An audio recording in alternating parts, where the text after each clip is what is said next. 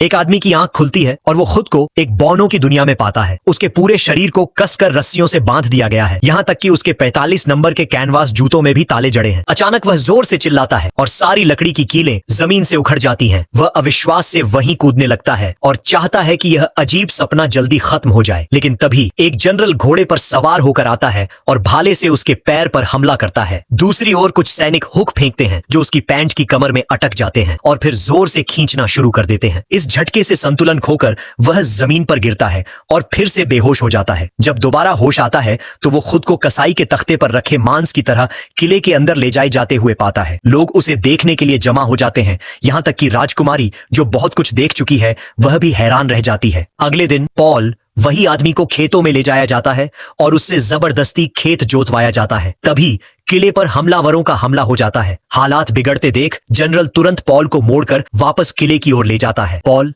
जोरदार और अकड़ते हुए कदमों के साथ, जैसे कोई पहचानने से इनकार कर दे, तेजी से किले की ओर लौटता है। जनरल उसे जमीन पर लेटने का आदेश देता है और खुद कूदकर राजकुमारी को बचाने निकल पड़ता है, लेकिन सख्त हिदायत देता है कि कोई और दखल न दे। पर जनरल की डींगों से वाकिफ कार्ल नाम का एक सैनिक बिना देर किए पॉल की जंजीरें खोल देता है और उससे गुजारिश करता है कि वह राजकुमारी को बचाए। संकट की घड़ी में पॉल सबसे पहले वहां पहुंचता है। वह दो हमलावरों को यूं ही उठाकर उन्हें किचन में फेंक देता है। इस तरह राजकुमारी को हथेली पर उठाकर आसानी से बचा लिया जाता है। जब बहादुर जनरल वहां पहुंचता है, लड़ाई पहले ही खत्म हो चुकी होती है। राजकुमारी पॉल का तहे दिल से शुक्रिया अदा करती है, लेकिन अभी राजा आग में फंसे हुए हैं।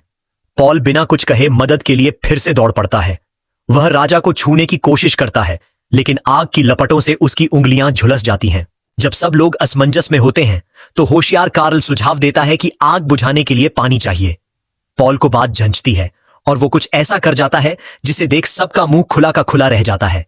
वह अपनी बड़ी निकर उतारता है और आग पर पेशाब करने लगता है। भले ही थोड़ी जलन हो रही थी, लेकिन जान तो बच रही थी। तभी हमेशा देर से आने वाला जनरल भी वहां पहुंच जाता है और गुस्से में चिल्लाता है कि पॉल पेशाब करना बंद करे।